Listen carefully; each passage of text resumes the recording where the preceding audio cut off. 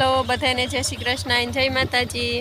તો આજે આપણે કાથરોટાથી પાટણવાવ જતા વચ્ચે ગાડીમાં ખોડિયાર માતાજીનું મંદિર આવેલું છે, તો તેની મુલાકાત લઈએ અને ત્યાંના દર્શન કરાવવું। બહુ મસ્ત વ્યૂ છે રસ્તામાં।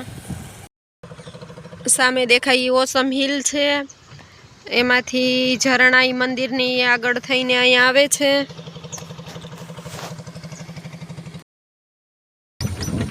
ઝરણાનો ખડખડ અવાજ આવી રહ્યો છે।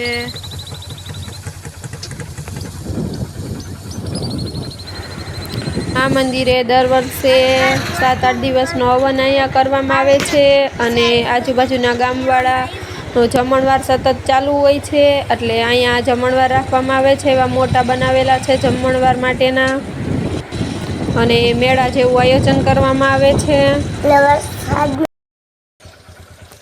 આ એન્ટ્રી ગેટ છે અને અંદર ખોડિયાર માનું મંદિર છે।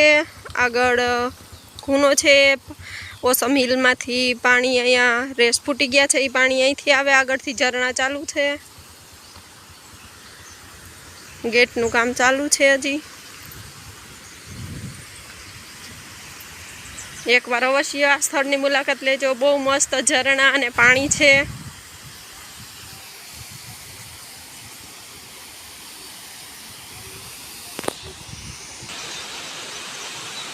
અહીંથી ઝરણા વહી રહ્યા છે। આ ખોડિયાર માનું મંદિર છે અને અહીંયા જો દાર છે, એ પણ ઓટોમેટિક એમાંથી પાણી નીકળી રહ્યું છે।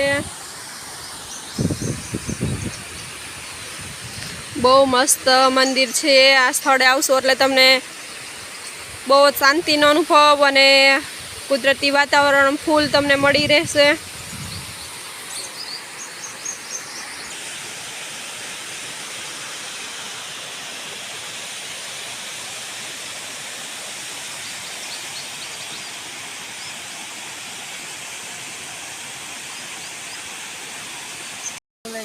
જો બહુ મસ્ત ઝરણા વહે છે અને આ ખોડિયાર આશ્રમ તરીકે પ્રખ્યાત છે। અહીંયા દર વર્ષે 7 દિવસનો હવન કરવામાં આવે છે।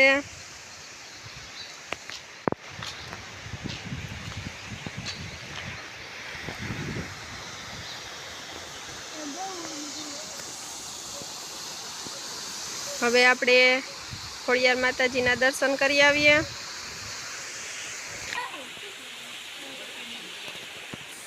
ત્યાંથી સીધો રસ્તો છે મંદિરમાં જવાનું, પણ ત્યાં ચોમાસામાં પાણી ભરેલું હોય એટલે અહીંયા સીડી બનાવવામાં આવેલી છે સાઈડમાં।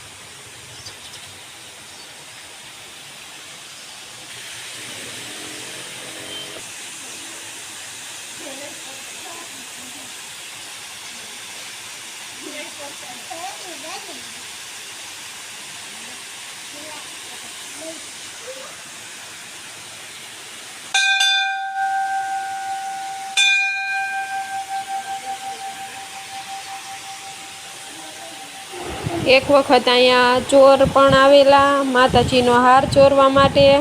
તે દિવસથી અહીંયા દરવાજામાં લોક મારવામાં આવેલો છે, નહીંતર આ દરવાજા હંમેશને માટે ખુલ્લા જ રહેતા।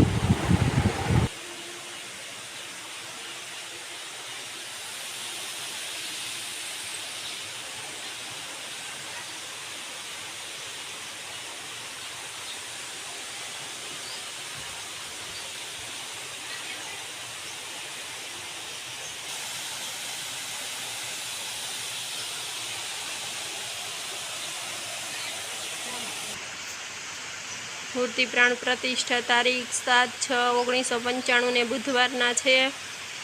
આગળ જતાં એક મહાદેવનું મંદિર પણ અહીંયા આવેલું છે।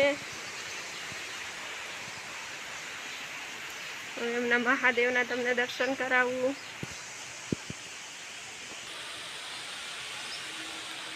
અહીંયા મહાદેવ બિરાજમાન છે.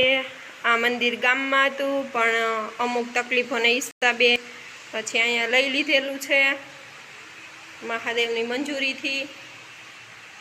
હર હર મહાદેવ.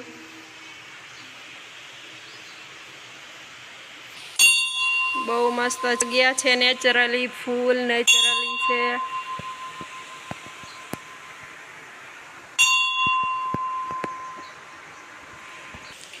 બાપુની ગાદી અહીંયા છે. બાપુ અહીંયા બિરાજમાન હોય છે.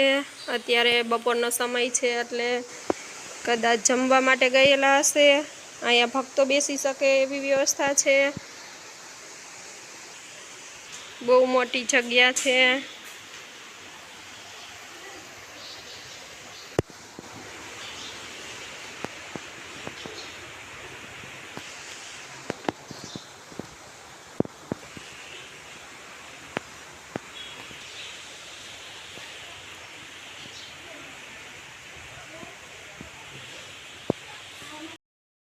બીલીનું ઝાડ પણ અહીંયા છે, બીલીપત્ર. અને અહીંયા સેવા કરતા લોકો માટે રહેવાની સુવિધા પણ છે. અહીંયા આવનારા ભક્તોને પ્રસાદી રૂપે ચા આપવામાં આવે છે.